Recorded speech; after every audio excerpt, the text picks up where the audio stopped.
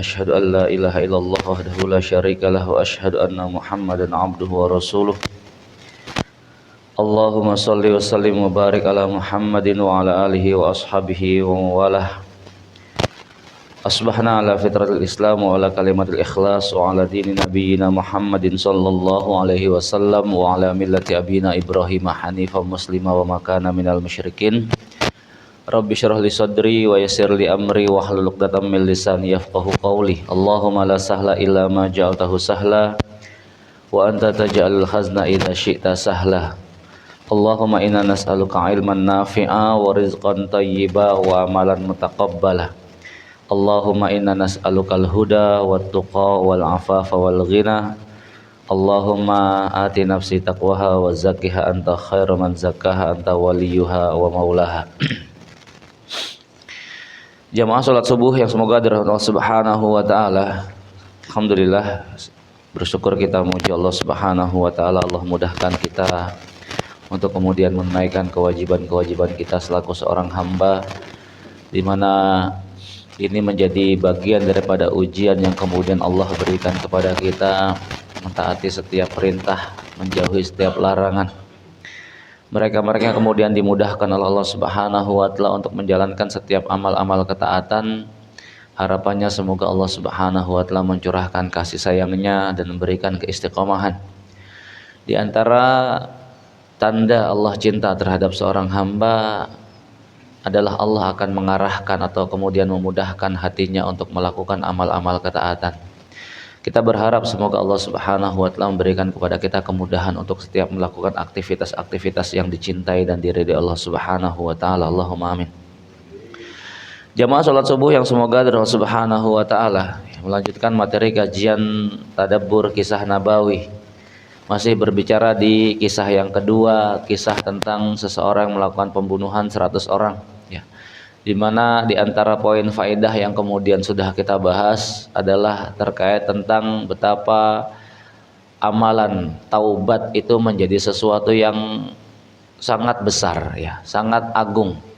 Bahkan rasa cinta Allah Subhanahu wa taala, kegembiraan Allah Subhanahu wa taala, bahagianya Allah Subhanahu wa taala terhadap seorang hambanya yang kemudian dia bertaubat kembali kepada jalan Allah. Ini seperti yang kemudian digambarkan oleh Rasulullah SAW dalam sebuah hadis yang cukup panjang. Kisah Rasul kemudian mengkisahkan seseorang, bahagianya Allah terhadap seorang hamba yang bertaubat kepada Allah lebih bahagia dibanding salah seorang di antara kalian yang melakukan sebuah safar di mana dia meletakkan semua perbekalannya di atas seekor unta. Lalu kemudian dia bernaung di bawah sebuah pohon karena kena angin sepoi-sepoi, kemudian ngantuk terus tidur. Bangun tidur ontanya hilang. Ya, bisa kebayang ya. Rasul ngasih gambaran itu sesuatu yang Masya Allah kita mudah memahami. Terus nggak ada gambaran yang lebih tinggi lagi dibanding apa yang kemudian Rasulullah SAW sampaikan, ya. Lagi safar, bawa bekalnya di atas kendaraannya, kemudian tidur di bawah pohon, bangun-bangun kendaraannya hilang, lupa diikat kayaknya, ya. Kendaraannya hilang, dia telah lelah, letih mencari itu ontaknya kesana kemari, nggak ketemu, putus asa, balik lagi kemudian ke pohon tersebut, ketiduran lagi, bangun-bangun ontaknya sudah ada di sampingnya dengan semua bekal yang ada di atas punggungnya. Ini nggak bisa digambarkan rasa senangnya itu kan, Masya Allah, ya. Karena yang tadinya harapannya itu hilang, karena memang satu kata ini yang menjadikan seseorang itu bisa melakukan apapun, ya. Yang menjadikan seseorang itu mampu bertahan itu hanya satu kata itu, harapan. Kalau sudah nggak punya harapan, ya udah putus asa, ya. Yang tadinya harapannya hilang kemudian kembali lagi lantaran kendaraannya itu kemudian balik lagi ke tempat semulanya. Saking rasa gembiranya itu yang kemudian kok menghilangkan semua akalnya, ya. Ini mengeluarkan satu kalimat yang kalau diucapkan dalam kondisi sadar itu bisa kufur, ya. Kalimat yang kemudian dia keluarkan adalah Allahumma anta abdi wa ana rabbuka, ya Allah, sungguh engkau adalah hambaku dan aku adalah Tuhanmu. Ya. Karena memang umumnya lidah itu gampang keseleo, Pak ya. Lidah itu mudah keseleo. Ya. Ngomong asam folat jadi asam sulfat gitu kan. Ya. Keseleo. Tapi kalau berkali-kali ya enggak keseleo namanya ya. Itu kan rekaman yang ada di kepala ya. Nah, Masya Allah ya, saking senangnya itu hamba sampai mengucapkan kalimat yang kemudian kalau diucapkan dalam keadaan sadar itu bisa menyebabkan kekufuran ya. Itu lantaran faktor rasa bahagia ya, terlalu bahagianya, terlalu senangnya menjadikan seseorang itu ya nggak ngerti terkadang apa yang kemudian dia ucapkan. Sama sebagaimana terlalu menyakitkannya sesuatu yang kemudian menimpa pada hatinya, terkadang seseorang melakukan hal-hal di luar nalarnya ya. Maka jamaah yang semoga dari Allah Subhanahu wa taala, Allah lebih bahagia dibanding hamba tadi ketika kemudian Allah melihat ada seorang hamba yang berkubang di dalam kemaksiatan, berkubang di dalam lumuran dosa, lalu kemudian kembali kepada jalannya. Masya Allah.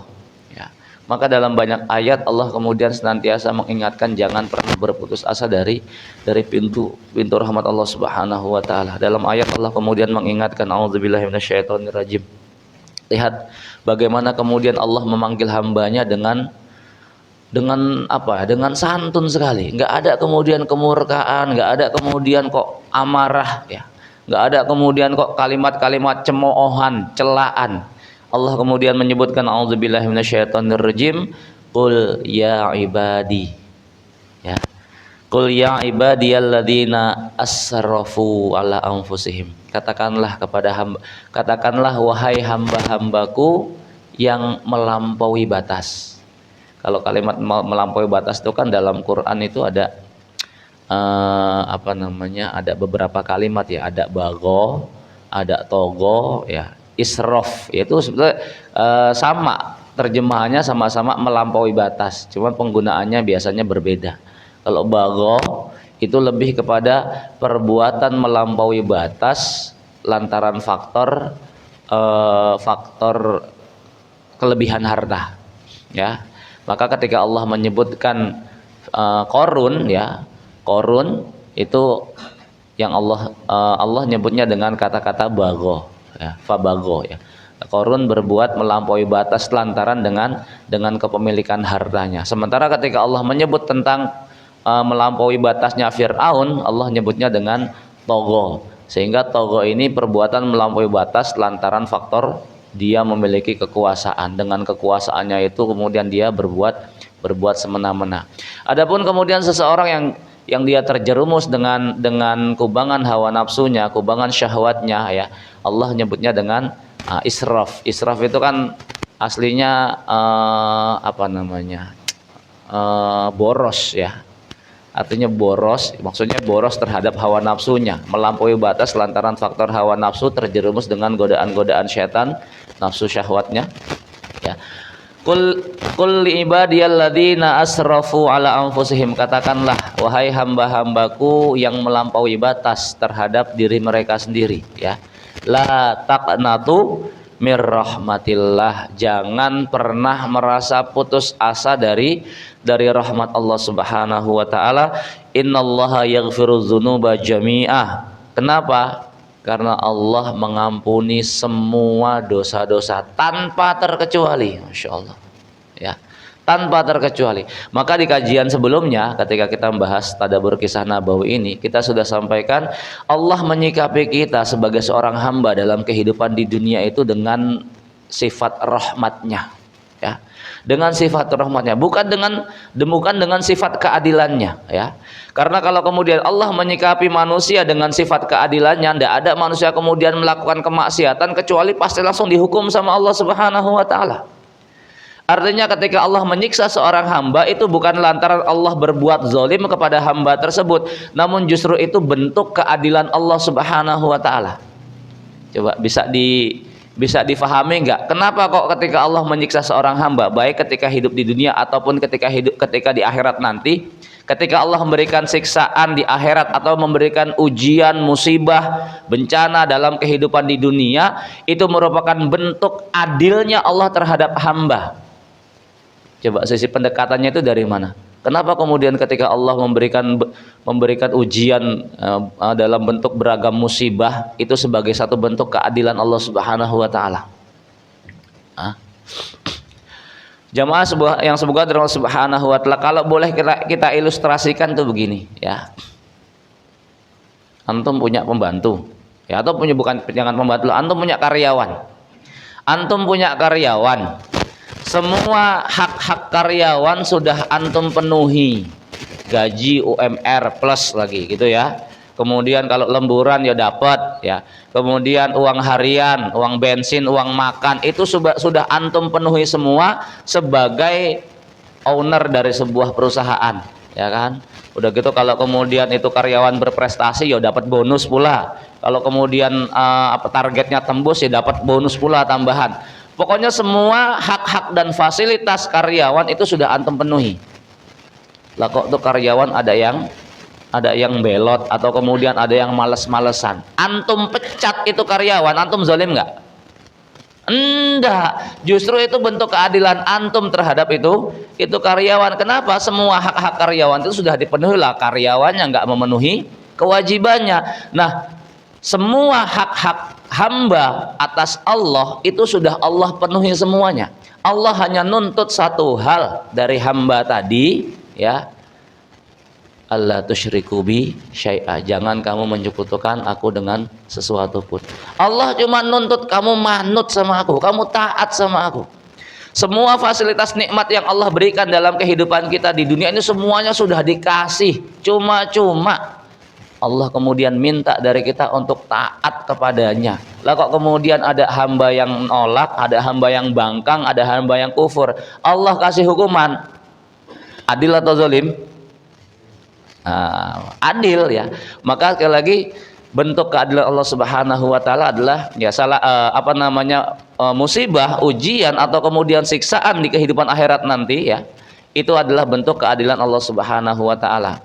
Dan kita bersyukur lantaran Allah menyikapi kita sebagai hamba dalam kehidupan di dunia ini, Allah lebih mengedepankan rasa kasih sayangnya dibanding dengan keadilannya. Karena kalau sekali orang maksiat terus langsung dihukum, masya Allah ya, nggak ada yang mau maksiat pak, ya, nggak ada yang mau maksiat. Sekali bohong terus hidungnya panjang gitu kan, ya nggak ada yang bohong lah itu. Baik, jamaah yang semoga dirahmati Allah Subhanahu wa taala, itu seruan Allah Subhanahu wa taala, qul li ibadiyalladzina asrafu, qul ya ibadiyalladzina asrafu ala anfusihim. Dan ini bahasanya santun banget ya. Allah tetap memanggil dengan sebutan hamba ya. Allah tetap memanggil dengan sebutan hamba. Dan kita sudah pernah dapatkan bahwasanya ketika Allah menyebut kata-kata hamba dalam kehidupan di dunia, itu konteksnya mesti mereka-mereka yang masih memiliki keimanan ya.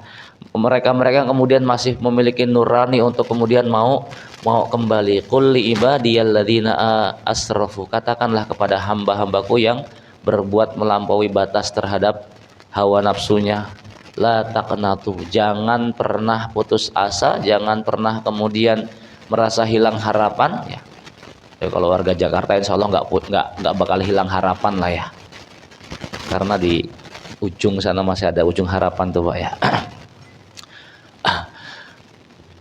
Allah senantiasa kemudian memberikan motivasi kepada hamba-hambanya. Maka ketika kemudian berbicara tentang perkara taubat, perkara ampunan, perkara akhirat, Allah perintahkan kepada kita untuk bersifat segera ya.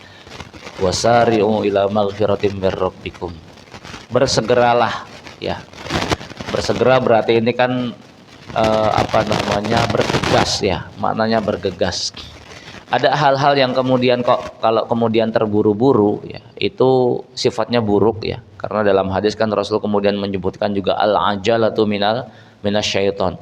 Yang namanya sifat tergesa-gesa ini bagian daripada daripada syaitan. Cuman itu nggak berlaku bagi perkara taubat. Justru malah Allah perintahkan untuk bergegas, ya, bergegas.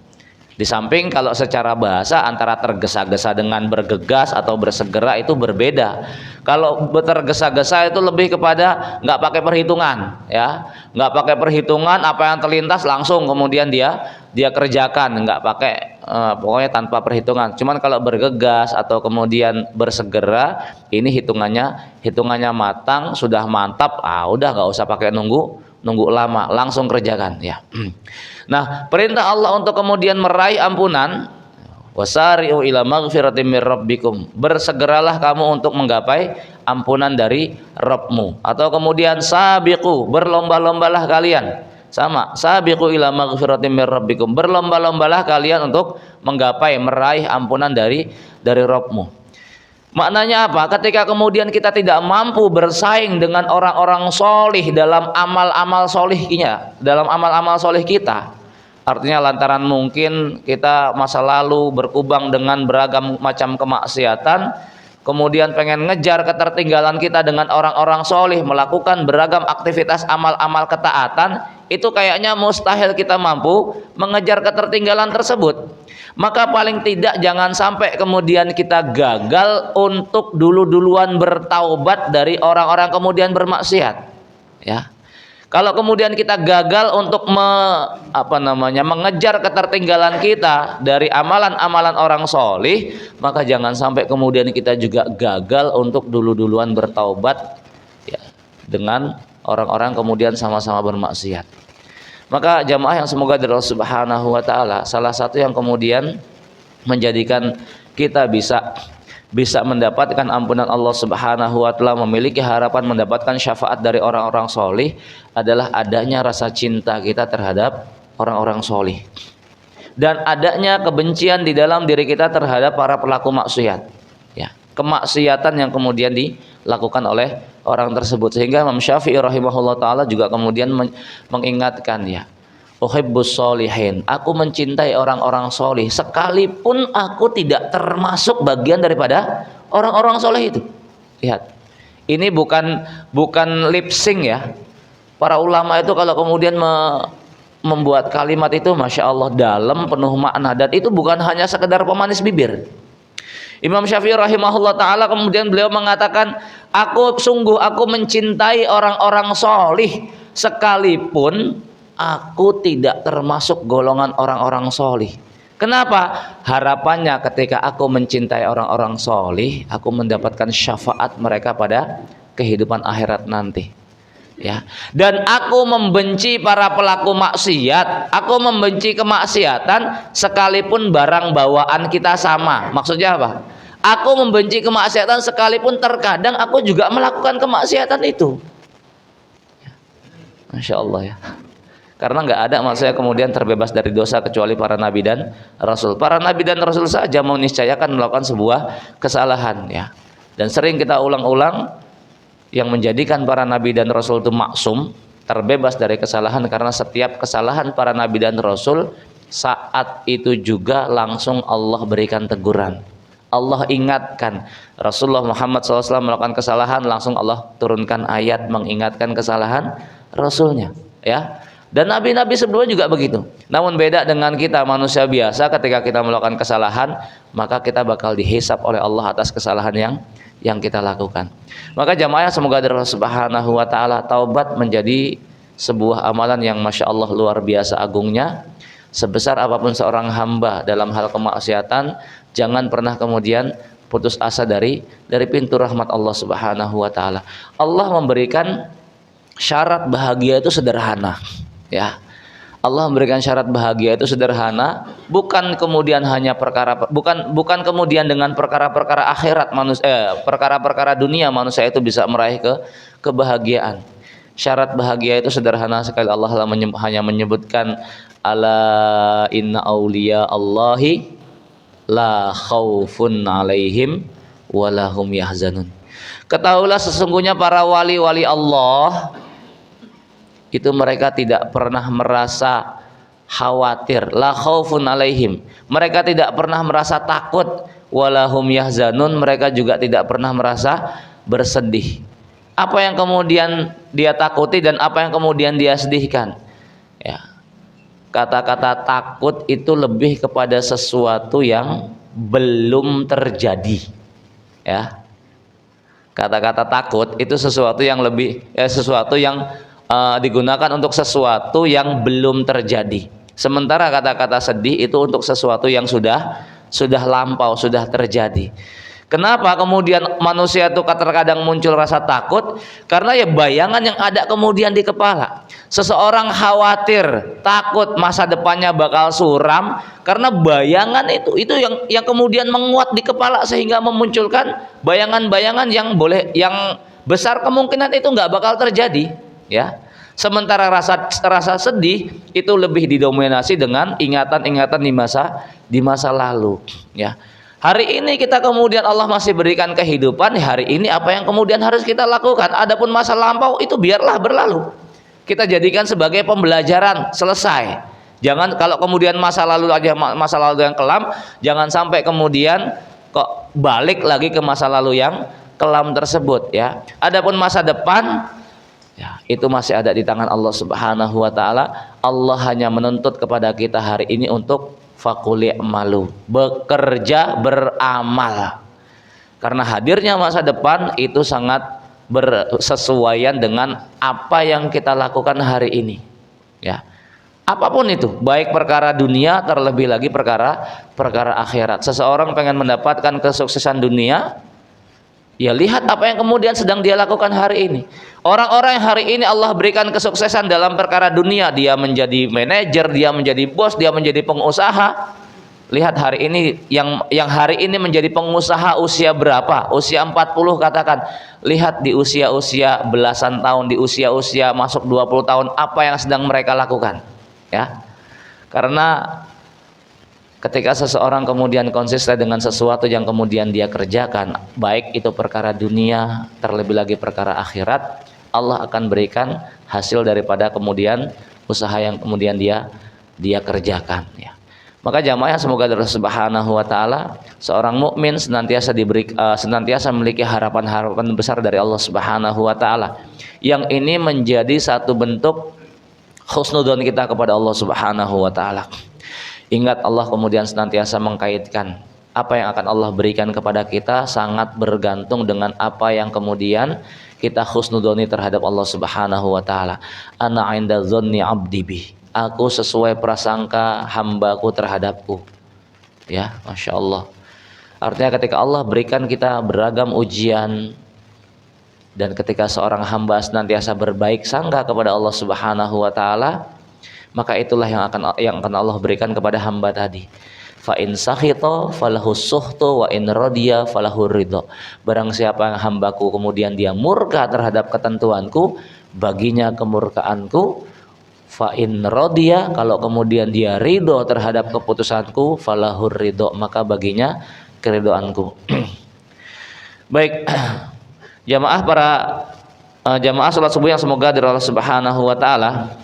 Itu poin terpenting dari kisah kisah pembunuhan 100 orang tadi, ya.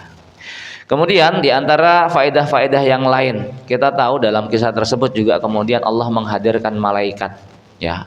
Di sana ada 3 malaikat. 1 malaikat azab, 2 malaikat rahmat, 3 malaikat yang ditugaskan Allah sebagai qadhi, pemutus perkara atas kasus tersebut, ya. Kita tahu bahwasanya malaikat itu adalah makhluk yang gaib. Makhluk yang gaib, tidak ada manusia biasa yang kemudian diizinkan Allah untuk menyaksikan malaikat dalam wujud aslinya, tidak ada, ya. Kecuali para nabi dan rasul. Adapun ketika malaikat hadir di dunia dalam wujud manusia biasa, itu manusia yang lain memungkinkan meniscayakan untuk kemudian melihat malaikat tadi, sebagaimana para sahabat itu juga menyaksikan malaikat Jibril yang datang kepada Rasulullah SAW bertanya tentang pokok ajaran agama dalam rangka mengajarkan kepada para sahabat pokok-pokok agama, pokok-pokok ajaran agama. Ya. Namun demikian, sekalipun malaikat itu makhluk yang gaib, ya, makhluk yang gaib selain malaikat itu juga ada jin, ya, itu juga makhluk yang gaib, ya. Namun demikian, mereka-mereka yang juga statusnya sebagai makhluk gaib, tetap saja mereka tidak mengetahui perkara yang gaib. Ya. Malaikat makhluk yang gaib, jin makhluk yang gaib, ya. Iblis juga termasuk. Namun mereka tidak mengetahui perkara yang gaib karena kunci perkara yang gaib itu adalah milik Allah Subhanahu wa taala. Loh, jin kadang kalau orang yang kesurupan tuh, Pak. Ya, orang kesurupan itu kan kadang suka bacain orang yang ngeruqyah loh, Pak. Ya, orang ngeruqyah kesurupan nih. Yang kesurupan, nama kesurupan berarti kan ada jin di dalam tubuhnya. Kadang yang ngeruqyah itu bisa dibacain sama jinnya tuh. Kalau kamu gaya-gaya ngeruqyah, kamu aja masih begini-begini, segala macam. Ini bikin ngeper yang ngeruqyah kadang ya. Artinya keburukan si peruqyah itu, aibnya si peruqyah itu kadang suka dibacain sama jinnya itu. Lah kok tahu itu jinnya? Gitu loh, ya. Masya Allah. Jamaah semoga dari Allah Subhanahu wa taala, jin itu kan makhluk gaib, ya. Di mana kelebihan yang Allah berikan kepada mereka, mereka bisa melihat kita, kita nggak bisa melihat mereka. Itu masalahnya, ya. Mereka melihat kita nggak bisa melihat mereka. Nah, konteks ketika kemudian seseorang kesurupan terus jin itu ngebacain yang ngeruqyah, itu bukan bermakna kemudian jin itu tahu yang gaib, ya. Boleh jadi karena dia ngelihat kita gitu kan, sementara kita nggak tahu dia ngelihat kita. Kita nggak tahu dia sedang memperhatikan kita. Artinya ketika mungkin masa lalu kita melakukan beragam kemaksiatan, ya saat itu jin ada bersama kita, ya. Jin yang kemudian masuk itu ada bersama kita sehingga dia tahu apa yang kemudian kita lakukan. Ya, bukan berarti kemudian dia mengetahui hal yang gaib. Dalil yang menegaskan bahwasanya para jin, ya, jin iblis, ya, termasuk dalamnya itu tidak mengerti perkara yang gaib ada dalam surat Saba ayat yang ke-14, ya. Surat Saba ayat yang ke-14. Ini kaitannya dengan kisah Nabi Sulaiman alaihissalam. Tatkala kemudian Nabi Sulaiman melanjutkan pembangunan Baitul Maqdis yang sudah diawali oleh sang ayah, yaitu Nabi Daud alaihissalam. Ya, kita tahu Nabi Sulaiman satu-satunya nabi yang Allah berikan kekuasaan, kekuatan, kemampuan, kekayaan yang tidak akan pernah mampu dilampaui oleh orang-orang setelahnya.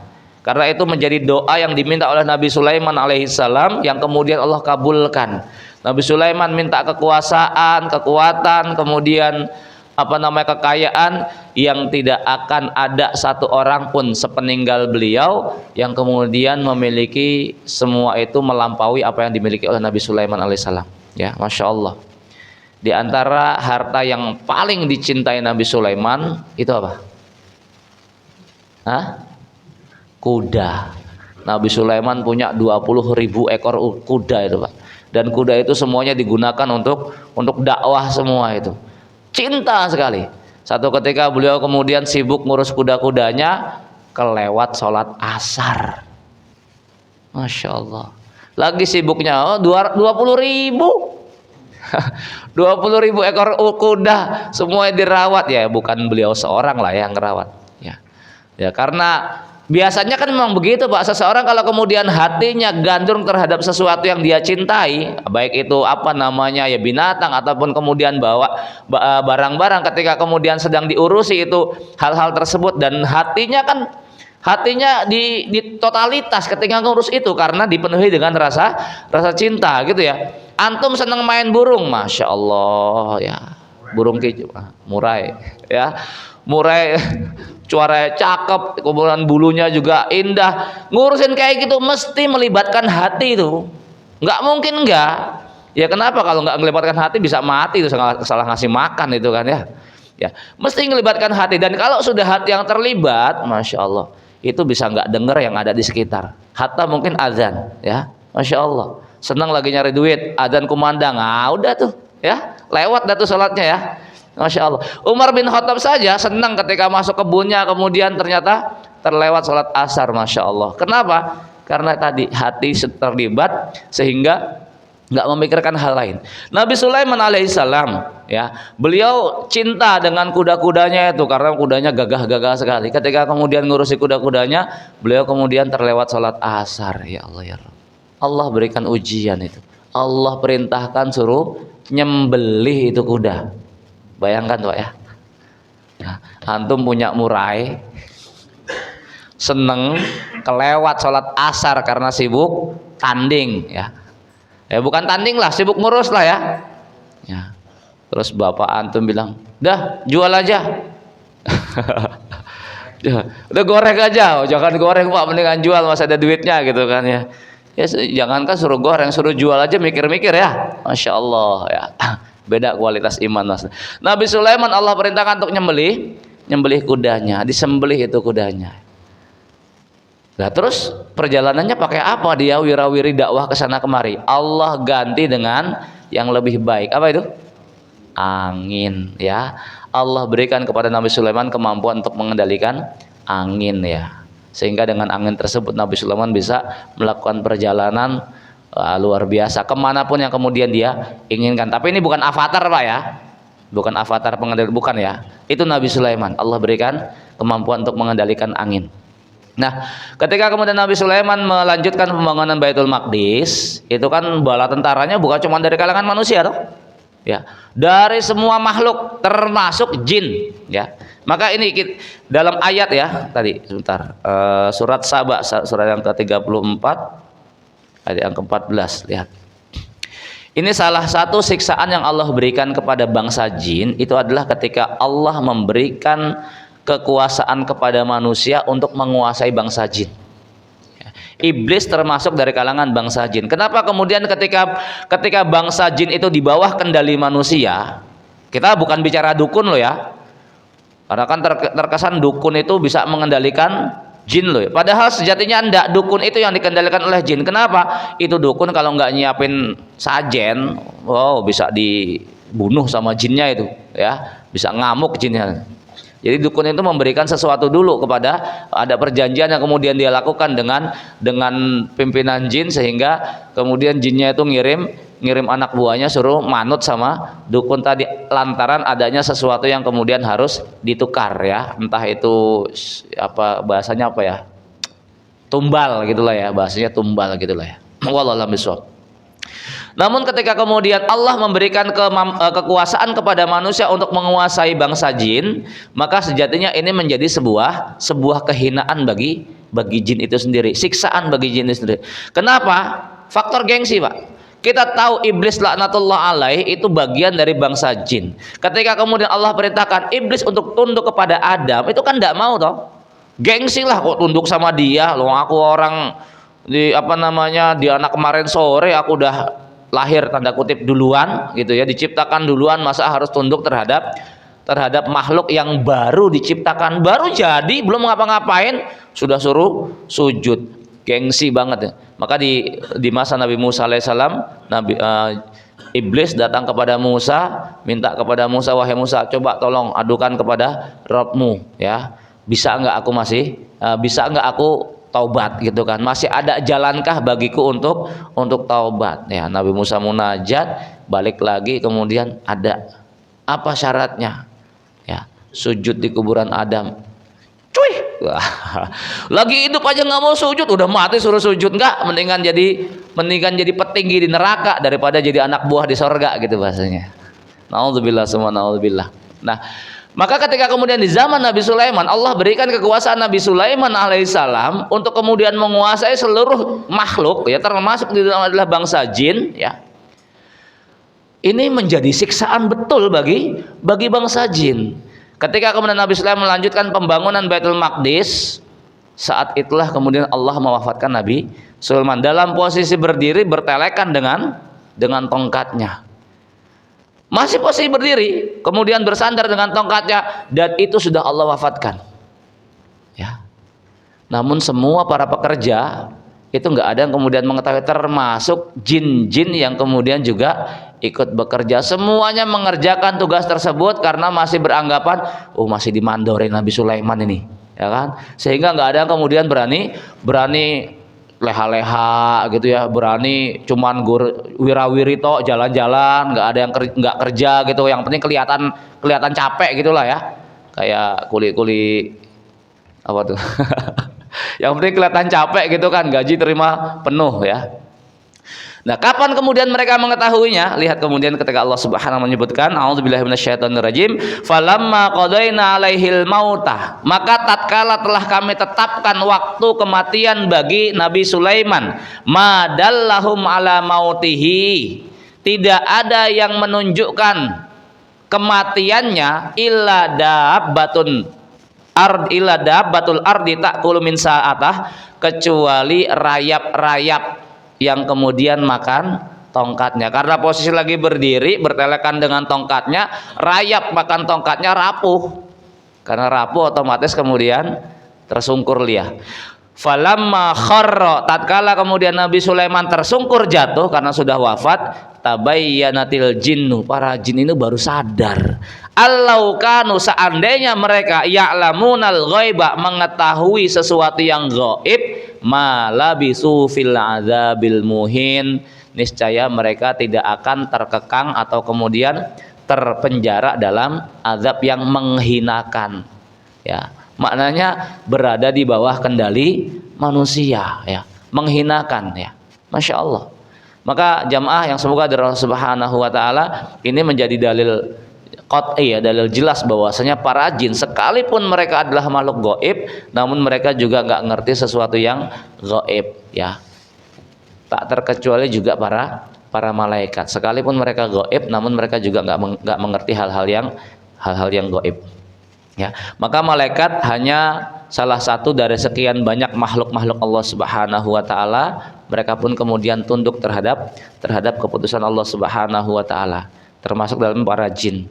Ya, para jin yang kemudian diklaim mengetahui hal-hal yang gaib lantaran, ya, wali-wali para jin itu kan dukun kalau di dunia, ya. Para dukun tuh kok bisa sih nebak-nebak, ya, nebak-nebak orang datang kehilangan benda, kemudian ngadu sama dukun, wah ini bendanya sedang ada di sini, dibawa sama si fulan, segala macam. Ya coba dicek, mungkin dukunnya punya CCTV gitu kan, jadi ketahuan, ya. Yang pasti Rasul sudah menegaskan, ya, mereka di antara aktivitas mereka dukun-dukun jin-jin kafir itu kan mencuri berita langit. Jadi jamaah semoga dari Allah Subhanahu wa taala, sebelum Rasulullah SAW lahir, para jin ini masih punya posisi, mereka bisa naik turun ke langit dan ke bumi. Ya, mereka naik ke langit mencuri-curi berita-berita langit. Namun pasca lahirnya Rasulullah SAW, maka Allah berikan batas. Dalam surah Al-Jin itu kan mereka, pengakuan mereka itu dalam surah Al-Jin, wa inna kunna wa inna kunna naq'udu maq'ida lis-sam'i, ya. Kami memiliki posisi, memiliki tempat, memiliki markas untuk mencuri-curi berita langit. Jadi setiap peristiwa yang ada di bumi itu digodok oleh para malaikat di langit, ya, dibicarakan itu peristiwa di langit. Nah, ketika para malaikat ini kemudian sedang berbicara perkara-perkara yang terjadi di bumi ini, para jin itu kemudian mencoba mencuri-curi berita langit. Namun pasca dilahirkannya Rasulullah SAW, Allah kemudian memberikan batasan, sehingga Allah jadikan bintang, ya, kita tahu bintang itu punya beberapa fungsi. Ya, kalau dalam surah Al-Mulk Allah menyebutkan walaqad zayyanas sama'ad dunya bimasabih, kami jadikan langit-langit itu berhiaskan bintang gemintang. Itu fungsi pertama, ya, menjadi penghias langit. Ya, maka selama langit dunia, ya, selama itu masih ada bintang, maka itu masih langit dunia. Ya, wa ja'alnaha rujuman lisyayatin, dan kami jadikan bintang itu sebagai alat pelempar setan. Jadi kalau kemudian ada meteor, Pak, ada bintang jatuh, jangan kemudian buruan minta harapan. Alah. Oh, itu ada jin yang lagi disambit, malah minta harapan gitu kan, ya. Keliru lah, minta harapannya sama Allah aja lah, jangan sama bintang jatuh, ya. Karena itu ada jin lagi disambit sama Allah Subhanahu. Dulu di tahun berapa ya? Tahun 2001 itu ada buku fenomenal, ya, dialog dengan jin muslim, ya. Masih ingat nggak bukunya? Siapa yang nulis? Ya, namanya itu 3 para nabi itu. Ya, nama tiga nabi, Muhammad, Isa, Daud, ya. Masya Allah, itu cukup kontroversi juga itu bukunya, ya, menimbulkan kontroversi lah. terlepas dari apa namanya kelemahan-kelemahan yang ada, ala kulli hal jin yang kemudian diajak dialog di situ juga kemudian mengakui nenek moyangnya, ya kakeknya atau bapaknya lah, lupa itu juga termasuk salah satu jin yang kemudian mati kesambit bintang, ya. Mati kesambit bintang, ya Masya Allah. Fadul. Ya. Baik jemaah, semoga Allah Subhanahu wa taala. Faedahnya yang lain, ya faedahnya yang lain. Dalam kisah tersebut juga kita mendapati bahwasanya orang kemudian telah melakukan pembunuhan tersebut 2 kali, kemudian dia bertanya kepada 2 orang berbeda, ya. Orang pertama ditanya lantaran kemudian orang yang pertama ditanya itu tidak mengetahui permasalahan secara mendetail, ilmunya minim, ngasih jawaban serampangan, hanya berdasarkan perasaan. Maka Rasul dalam kisah tersebut menceritakan bertanya kepada seorang ahli ibadah. Konteksnya ahli ibadah di sini banyaknya dia banyak melakukan beragam praktek ibadah, cuman kemudian minim ilmu, sehingga ketika datang seseorang bertanya tentang kondisi dirinya setelah melakukan pembunuhan yang luar biasa banyak 99 orang, lantaran kemudian menghukumi dengan perasaan, salah memberikan keputusan. Ini fatal efeknya kalau kemudian salah ngasih jawaban, ya. Jawaban yang salah tidak akan menyelamatkan orang bertanya, jangan lagi menyelamatkan orang bertanya, menyelamatkan dirinya saja nggak bisa. Gegara salah ngasih jawaban, akhirnya dia terbunuh. Sementara orang kedua, ya, Rasul menyebutkan alim, ya, orang kemudian memiliki ilmu, ahli ilmu, memberikan jawaban berdasarkan ilmu yang dimilikinya, sesuai dengan standar ilmu yang dia miliki. Maka kemudian si orang tadi, ya, punya harapan besar lantaran diberikan motivasi. Nggak ada yang kemudian, siapa yang mampu menghalangi antara seseorang dengan keinginan untuk bertaubat, ya. Maka jamaah semoga Allah Subhanahu wa taala, kisah ini juga menunjukkan betapa ahli ilmu itu derajatnya lebih tinggi dibanding ahli ibadah. Ya, konteks ahli ilmu di sini berarti ahli ilmu yang juga kemudian ibadah dia, cuman lebih dominan manusia mengenalnya dia sebagai seorang ahli ilmu, ya. Maka dalam surah Al-Fatihah, ya, dalam surah Al-Fatihah itu kan doa yang kemudian kita minta ihdinas siratal mustaqim, kita minta jalan yang lurus. Kemudian dijelaskan pula siratal ladzina an'amta alaihim, jalan orang telah engkau berikan nikmat, minan nabiyyin wasiddiqin wasyuhada wassolihin. Tafsirnya adalah orang yang Allah kasih nikmat itu para nabi, para siddiq, para syuhada, para solihin. Kemudian ditegaskan lagi di penutup ayatnya, ghairil maghdubi alaihim waladdallin, bukan jalan orang-orang yang maghdub, dimurkai Allah Subhanahu wa taala, waladdallin, bukan pula orang yang kemudian disesatkan, ya. Hampir kemudian banyak disebutkan di antara makna maghdub dan ad-dallin. Maghdub adalah kalangan orang-orang Yahudi karena memang mereka secara kemampuan ilmu itu Masya Allah rata-rata cerdas, punya ilmunya, ngerti, cuman kemudian bangkang, nggak mau, ya. Mereka ngerti tentang sosok Nabi terakhir yang bakal hadir menyempurnakan syariat, tahu betul ciri-cirinya, ngerti betul tempat munculnya, ya. Maka dalam materi sirah itu sudah kita jelaskan ketika kemudian Rasul dibawa oleh Abu Thalib dalam perjalanan niaga ke Syam, itu kan pendeta Buhairah kemudian mengundang kafilah tersebut. Nggak lama setelah itu muncul kemudian tokoh-tokoh Nasrani datang kepada Buhairah mengatakan ini seharusnya sudah waktunya muncul seorang nabi, ya, dan bakal muncul di negeri ini, gitu. Sampai tempat hadirnya saja itu mereka tahu. Artinya detail sekali mereka memiliki pengetahuan tentang sosok Rasulullah Muhammad SAW. Namun ketika kemudian sudah Allah tampakkan dan itu jelas sekali di hadapan mereka, mereka malah kemudian nolak padahal sudah tahu ilmunya, ya. Maka mereka termasuk golongan kemudian dimurkai oleh Allah Subhanahu wa taala. Nasrani, ad-dhalin, tersesat, ibadahnya dominan, cuman kemudian rata-rata ibadahnya bukan dibangun atas dasar ilmu, namun lebih kepada perasaan. Maka kita lihat ibadahnya orang Nasrani hari ini, siul, tepuk tangan, nyanyi-nyanyi, gitu kan, pokoknya sesuai selera aja, ya, Masya Allah. Ya. Ghairil maghdubi alaihim waladdallin. Nah, kita umat Islam, kaum muslimin ya, umat Muhammad sallallahu alaihi wasallam itu di tengah-tengah. Satu sisi kita dituntut untuk kemudian mengupgrade ilmu yang kita miliki, pada saat yang sama kita juga harus dituntut pula untuk melandasi setiap aktivitas ibadah yang kita lakukan dengan landasan ilmu. Ya.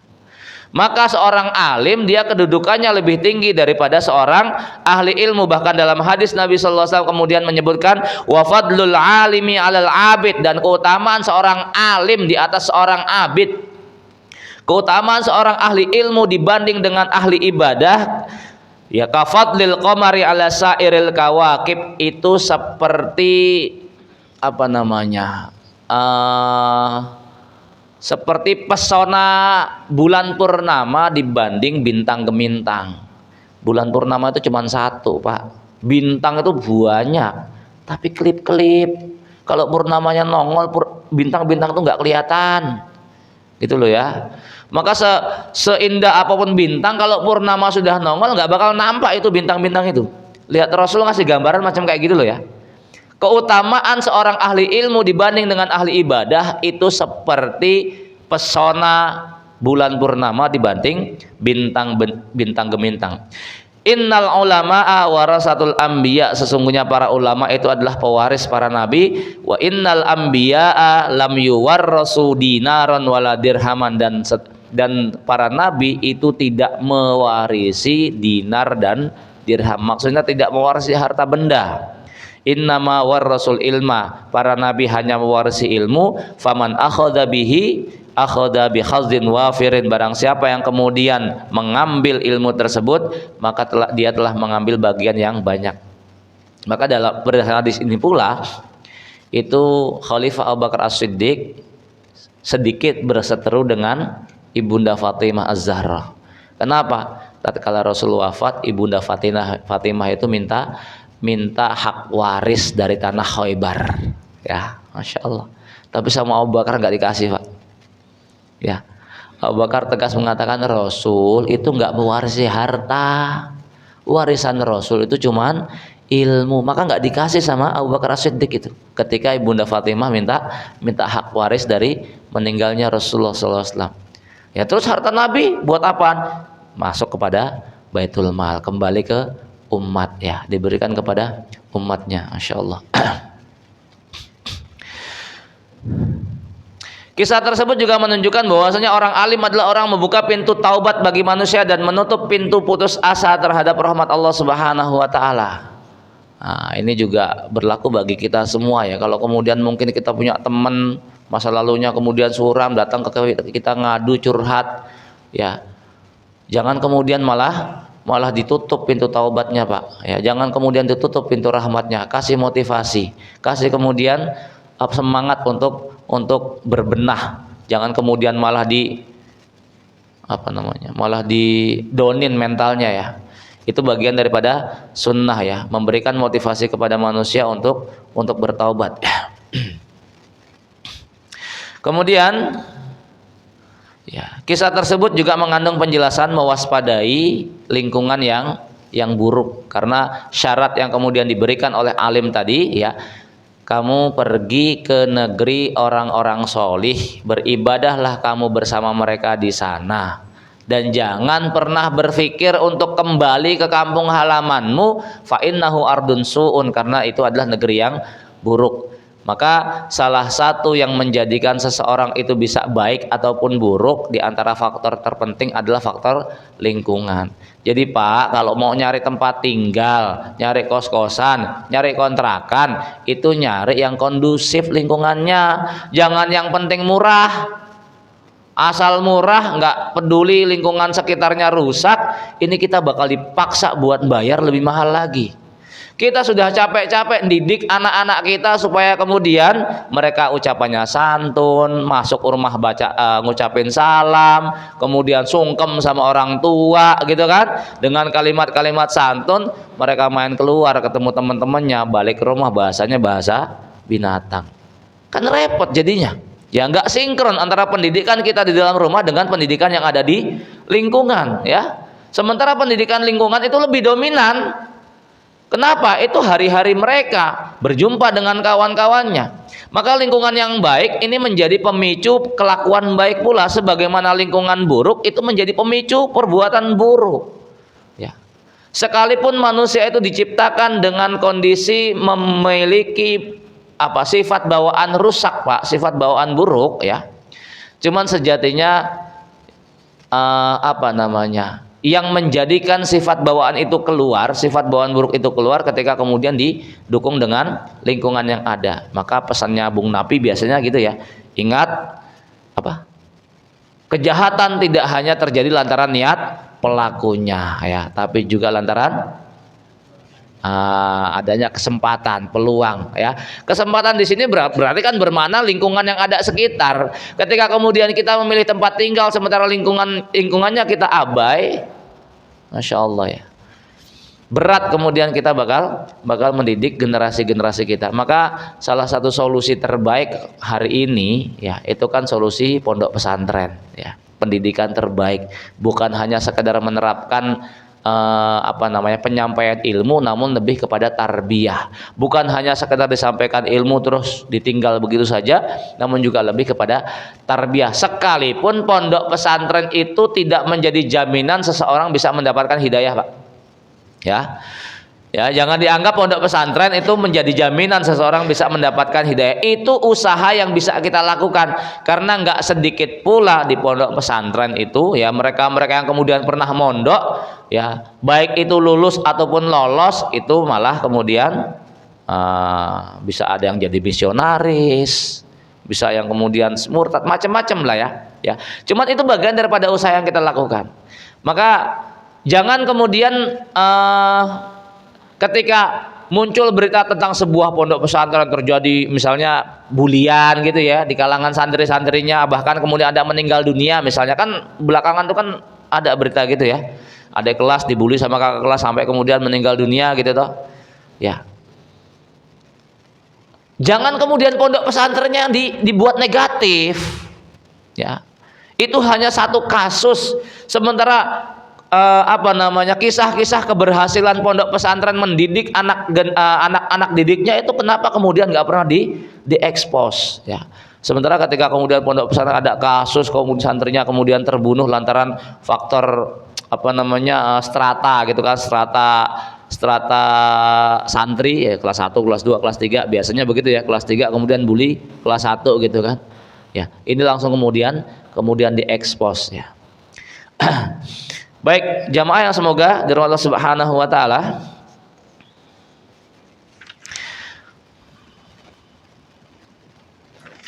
kemudian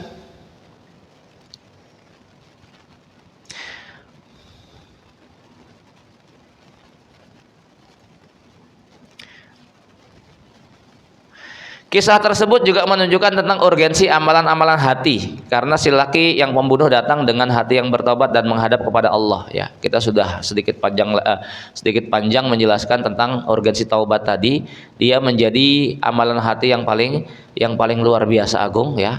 Dan kita juga mendapatkan bahwasanya amalan-amalan zahir kita ini nggak akan punya nilai di hadapan Allah ketika tidak didukung dengan amalan hati. Karena amalan hati ini menjadi penentu.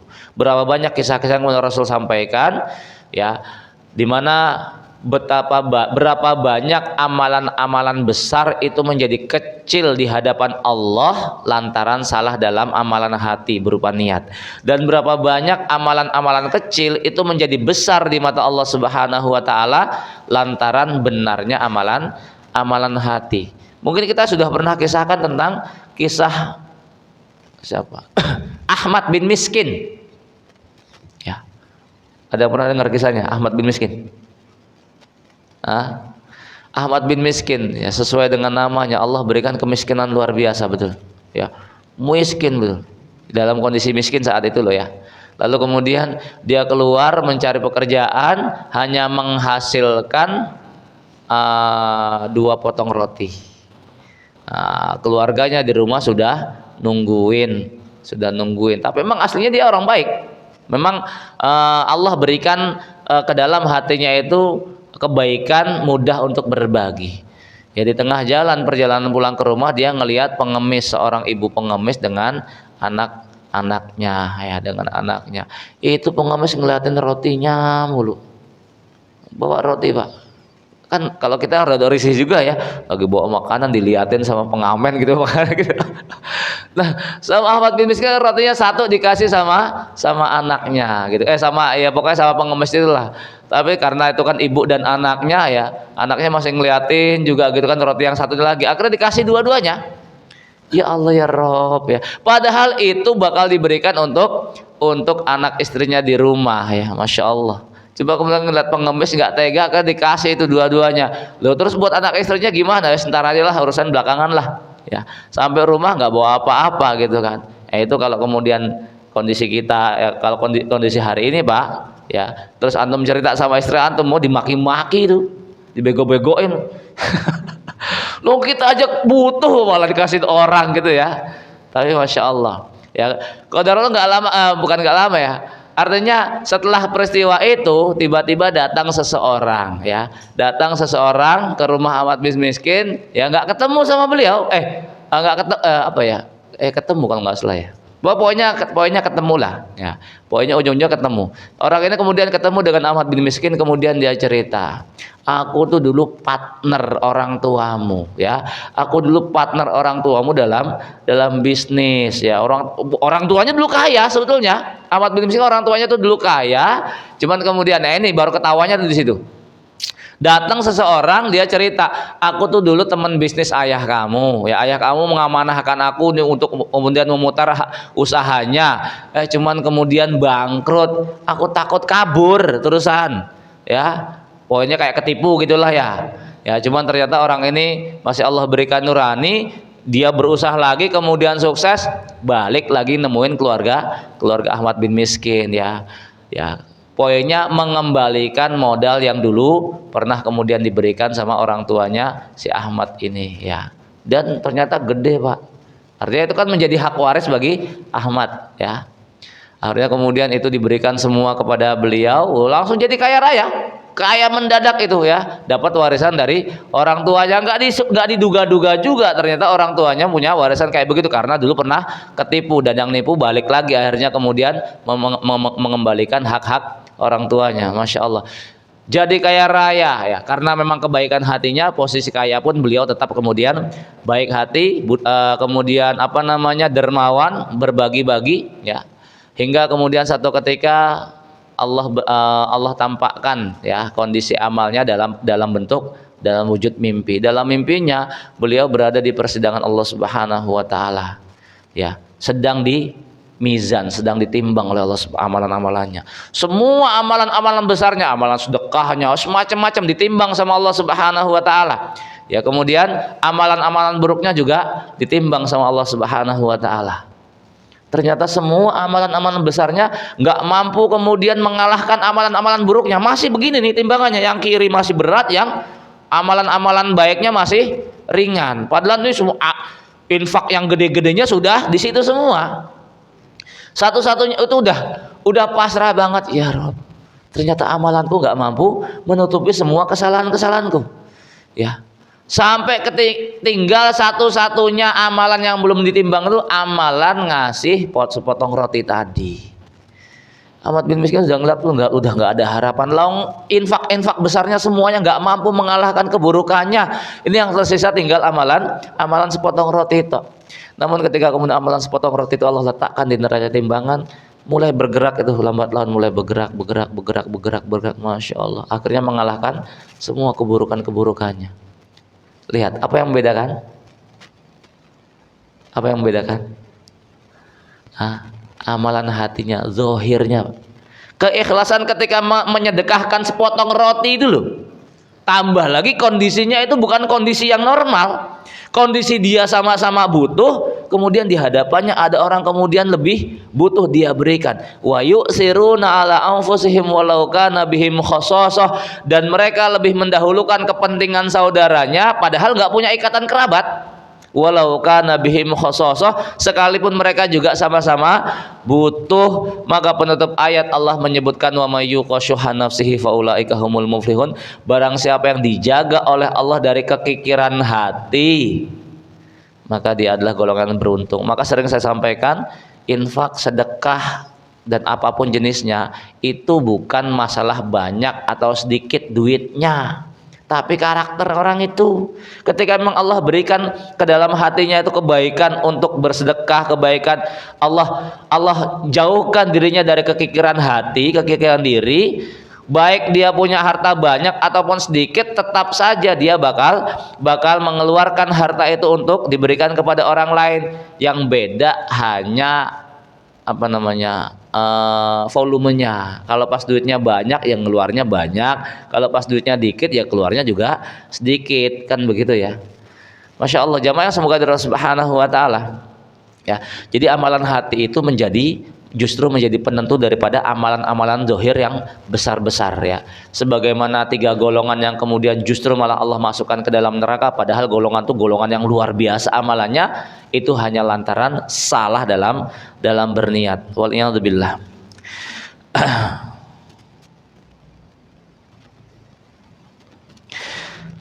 Jamaah semoga dirahmati Allah Subhanahu Wa Taala. Poin yang lain ya, selain daripada poin-poin taubat, penulis kemudian menyebutkan ya. Nah, ini juga cukup penting ini. Kisah Nabawi tersebut menjelaskan bahwa seorang alim yang tidak memiliki kedudukan untuk menjadi hakim, maka ia tidak punya kewajiban untuk menegakkan hukum Allah. Seorang alim yang tidak memiliki kedudukan sebagai seorang qadhi, maka dia tidak punya hak untuk untuk menegakkan hukum Allah Subhanahu wa taala terhadap para pelaku kriminal. Bisa difahami enggak? Artinya begini, tidak semua ustadz, tidak semua kiai, tidak semua ulama, tidak semua apalah ya namanya ya, apa? Dai ya. Itu kemudian punya hak untuk menghukumi seorang pelaku kriminal. Mencuri, ketahuan, dipotong tangannya sama ustadz. Oh, enggak.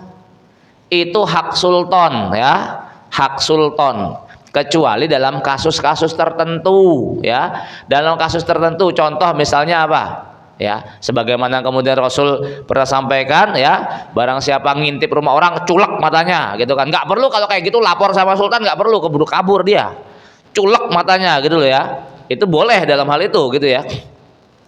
Atau bahkan kemudian Masya Allah ya, kisah tentang Sa'ad bin Abi Waqqas ya. Kisah Sa'ad bin Abi Waqqas terkait betapa cemburunya Allah melampaui cemburunya hamba ya. Kalau kemudian Rasul bertanya kepada Sa'ad bin Abi Waqqas apa yang kemudian bakal dia lakukan ketika kemudian kok ngelihat di dalam kamarnya ada laki-laki lain. Tak bunuh langsung laki-laki itu. Tak bunuh langsung laki-laki itu, nggak perlu kemudian lapor ke sultan. Itu konteks kecemburuan Sa'ad. Nah, Rasul menyebutkan Allah lebih cemburu daripada Sa'ad bin Abi Waqqas. Ala kulli hal, perkara-perkara hukum-hukum had, tindakan pelaku kriminal itu adalah yang memiliki hak untuk menerapkan adalah sultan. Ketika sudah sampai kabar itu kepada sultan, maka sultan nggak punya pilihan kecuali harus melaksanakan hukum had tersebut ya. Jadi nggak semua ustadz, misalnya nih ya, misalnya seseorang datang kepada seorang ulama gitu kan, seorang ulama kemudian dia ngaku aku zina nih gitu, nggak bisa kemudian ke orang ulama itu kemudian kok ngerajam pezina tadi sampai berita itu masuk kepada sultan. Kalau sudah masuk maka nggak ada alasan kecuali harus ditunaikan ya, apapun kasusnya, perzinahan, pencurian. Ketika memang terbukti bersalah, maka hukum hadnya itu harus diterapkan. Dan sekali lagi, tidak semua alim yang kemudian punya hak untuk memberikan hukuman ya.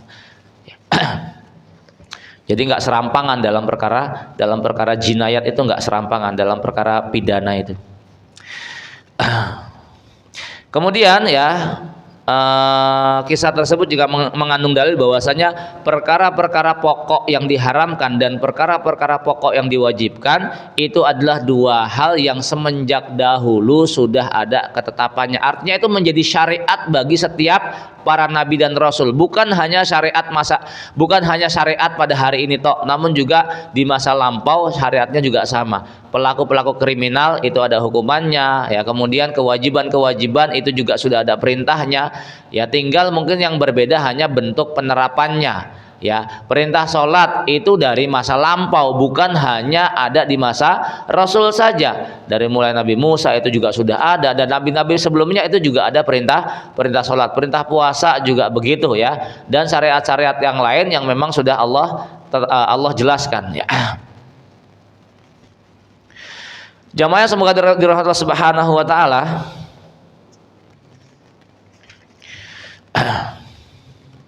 Kemudian ya, kita tambahkan satu lagi.